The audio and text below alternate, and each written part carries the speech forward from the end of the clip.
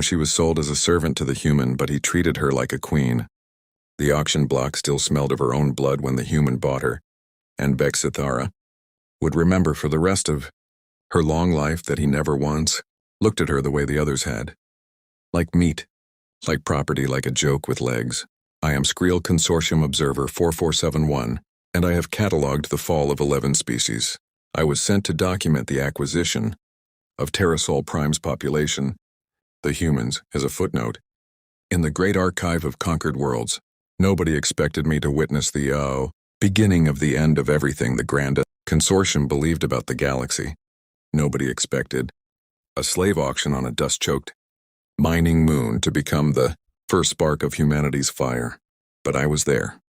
I watched it happen, and by the stars that still burn cold in my chest, I will never stop shaking when I remember it.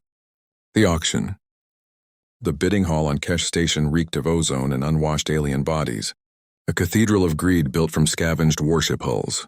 Thousands of species packed the tiered seating. The insectoid, Chitrin clicking their mandibles in anticipation, the gelatinous Uru pulsing with excited colors, the reptilian Draxus overlords, lounging in private boxes with their tails coiled like question marks, and on the block, chained in magnetic restraints, stood Vexithara, a Nyrellian, one of the last free daughters of a species that had resisted the Consortium for 3 generations before finally being ground into dust. Lot 441, droned the auctioneer, a rail-thin Seth with too many eyes. Nyrellian female, combat-trained, excellent for menial labor. Or, a wet chuckle rippled through the crowd, other services. Vexithara did not flinch. She had learned not to flinch 3 years ago, the day they killed her mother in front of her and called it a lesson in obedience. The bidding began low. It always did for Nyrellians, proud, difficult, prone to accidents involving their owners' throats. The number climbed sluggishly through the usual buyers. A Draxus noble looking for a new servant to replace, one who died mysteriously, a Consortium bureaucrat wanting a trophy, then a voice from the back of the hall, flat and quiet, cut through the murmur like a blade through silk. 10,000 credits. The hall went silent. Every eye, and there were many kinds of eyes in that room, turned toward the source. He was human. That alone was enough to draw stares of contempt and pity in equal measure. Humanity had been pacified only 8 years prior, their homeworld placed under Consortium administration after what the official records called a brief and merciful conflict. Humans were the newest slaves in the galaxy, the punchline of 1,000 alien jokes, considered soft, short-lived, and pathetically sentimental. This one wore plain gray fatigues with no insignia. Tall, unremarkable, except for his eyes, calm in a way that made the auctioneer's many eyes blink in confusion. He did not look at Vexithara like the others had. He looked at her like she was a person already deciding whether to trust him. 10,000, the auctioneer repeated, incredulous. For a Nyrellian?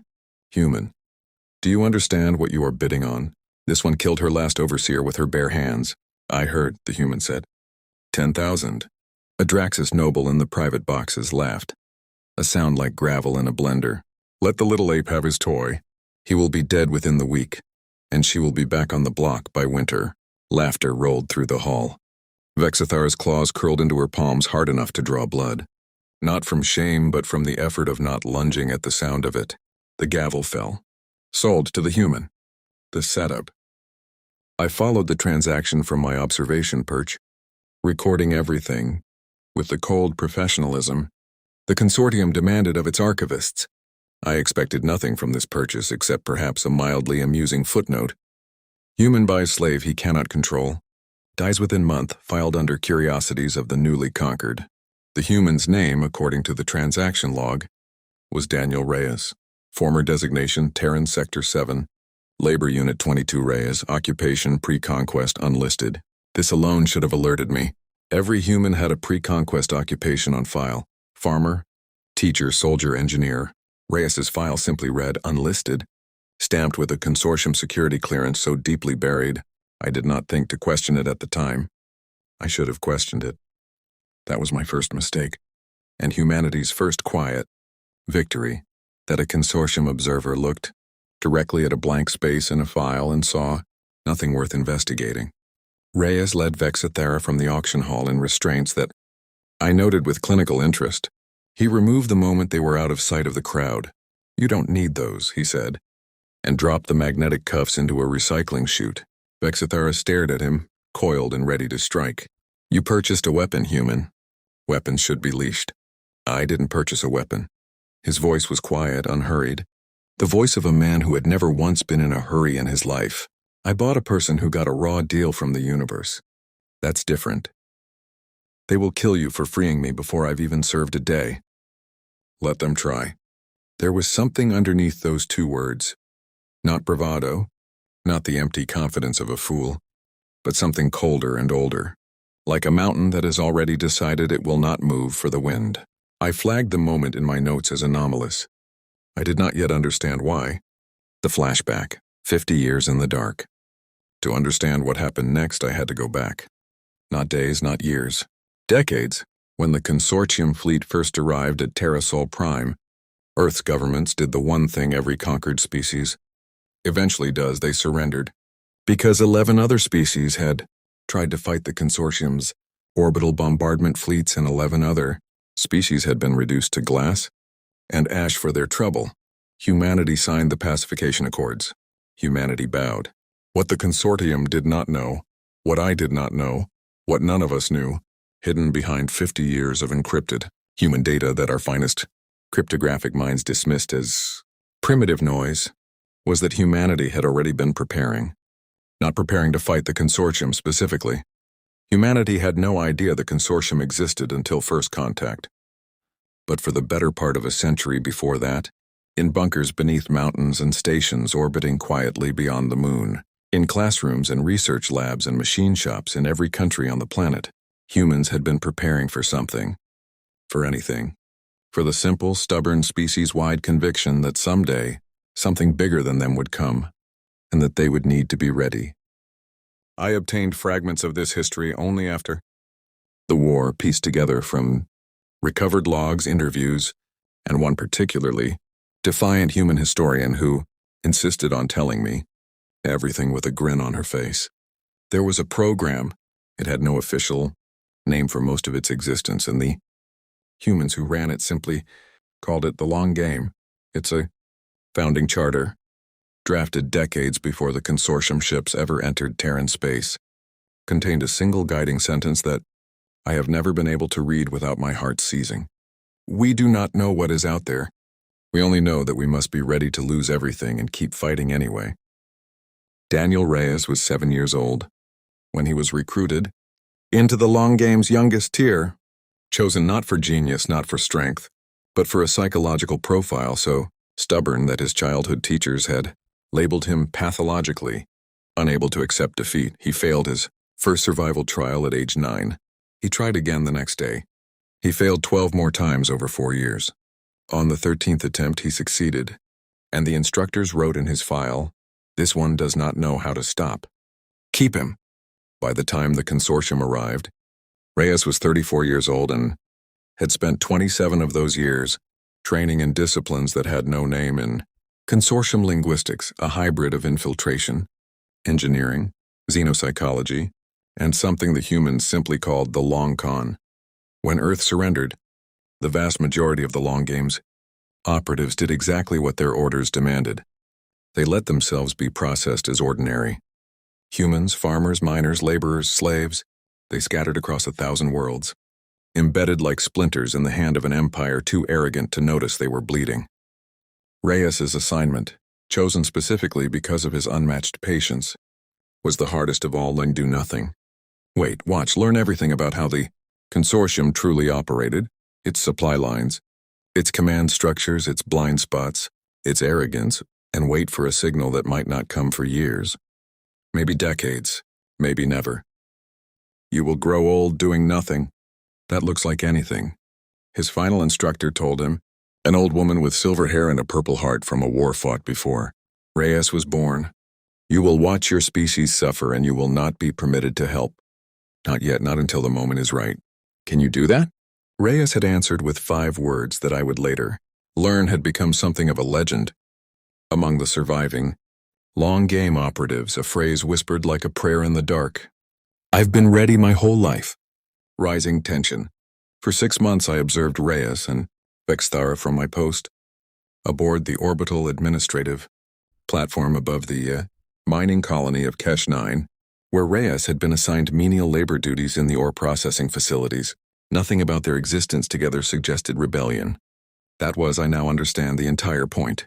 Reyes treated Vexthara not as property but as an equal, sharing his rations, teaching her the layout of human customs so she could move through the colony without drawing Consortium attention, defending her quietly without ever raising his voice, when other slave owners mocked him for wasting resources on sentiment. "You confuse me," Vexthara told him one evening, in the cramped quarters allotted to human laborers. Her voice, I noted, had lost some of its razor edge. "Every species that has ever owned me wanted something. What do you want?" Reyes was cleaning a piece of scavenged machinery. I logged it at the time as pointless hobbyist behavior, a mistake I now find almost unbearable to admit. "I want you to survive," he said simply. "That's all. I don't need anything back. Nothing is free in this galaxy, human. Maybe not in this galaxy." He looked up at her, and there was that strange calm again, that mountain stillness.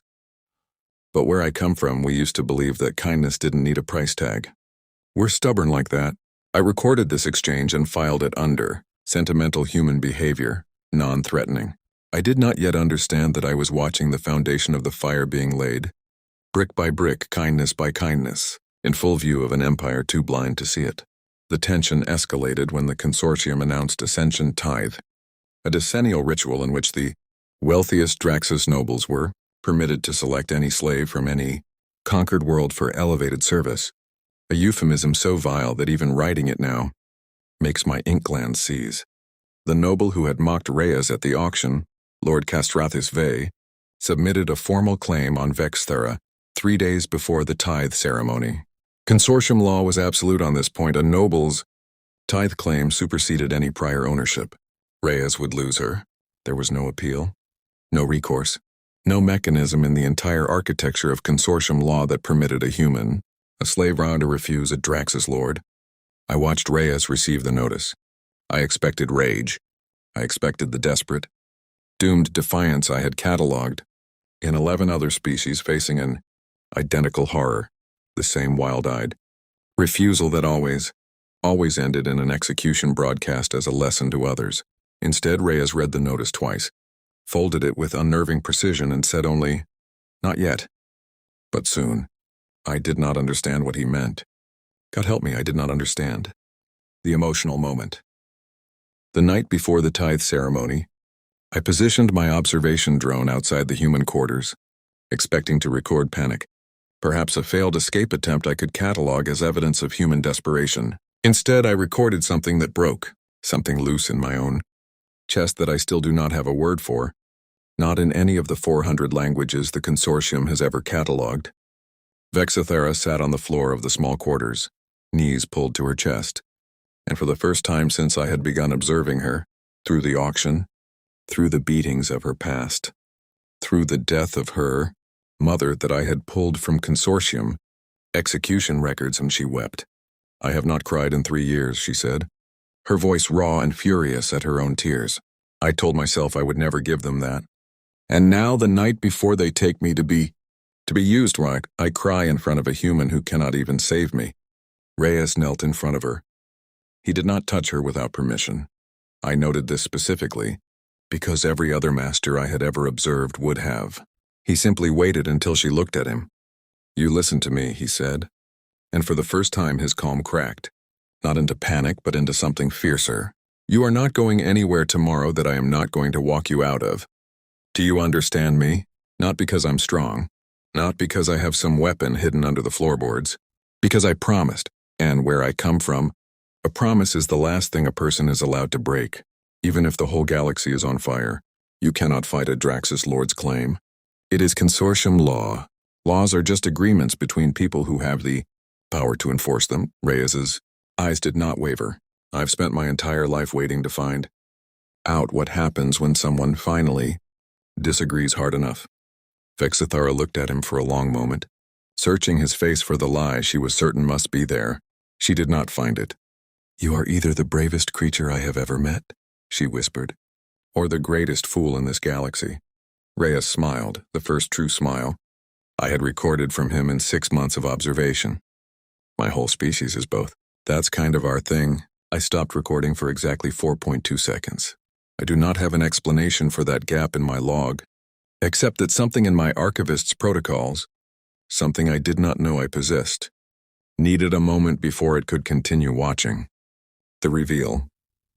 The tithe ceremony was held in the Grand Hall of Kesh Station, the same auction hall where Vexithara had been sold 6 months prior, now dressed in the ceremonial finery of Consortium.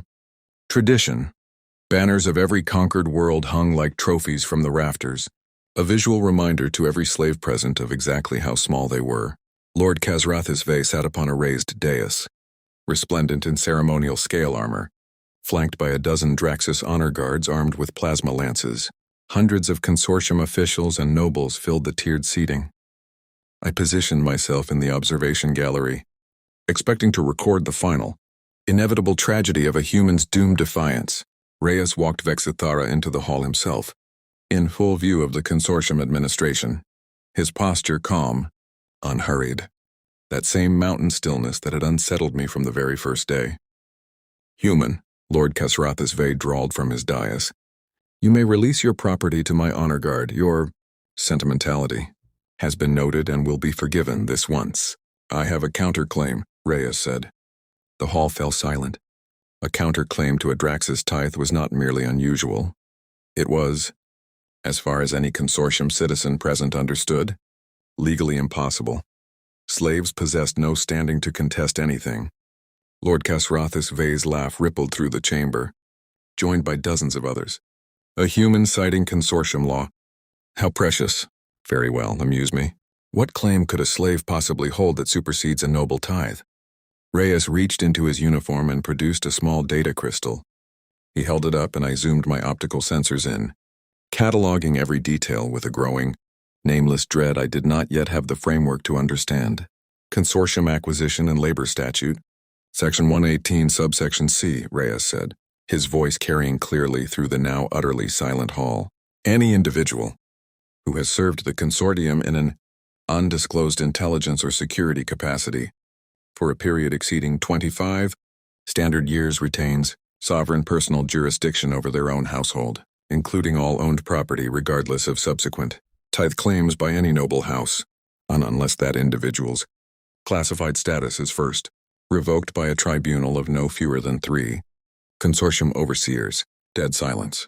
Then Lord Khazrathis Vey's mocking smile faltered just slightly. That statute applies to Consortium operatives. You are a conquered slave from a pacified world. I am aware of what I appear to be, Reyes said. He inserted the data crystal into the hall's central terminal. What played next across the hall's massive display screens was not propaganda. It was not a bluff.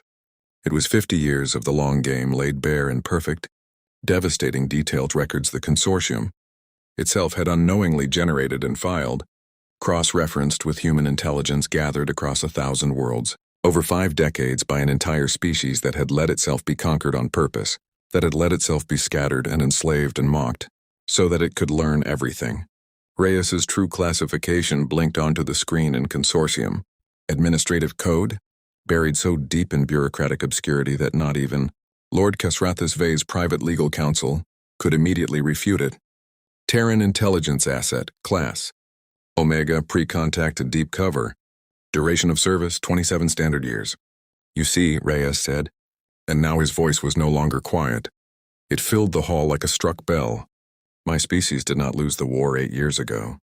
We surrendered a battle. We have spent every single day since studying you, your supply routes, your fleet dispersal patterns, your command hierarchies, your law, your pride, your blind, arrogant certainty that a species too soft-hearted to abandon its own could never be dangerous. You looked at humanity and saw slaves. You should have looked closer. You'd have seen a species that spent 100 years, about a century, before you ever found us in preparing for exactly this moment, because we have always known in our bones that someday something bigger than us would come, and that being ready was the only thing that mattered. I felt something in my own archivist protocols lurch, an emotion I had no name for because Skrill Consortium doctrine did not permit its citizens to feel fear of the conquered. I felt it anyway. This is absurd, Lord Kasrathis Vey snarled, rising from his dais. One human intelligence asset does not undo a tithe claim, and does not undo the fact that your entire species remains under Consortium administration. Guards, seize him! Before you do that, Reyes said. And here is the moment. I have replayed in my memory banks more times than any other in my long career. You should know that I am not the only one. He raised his hand. Across the hall I watched,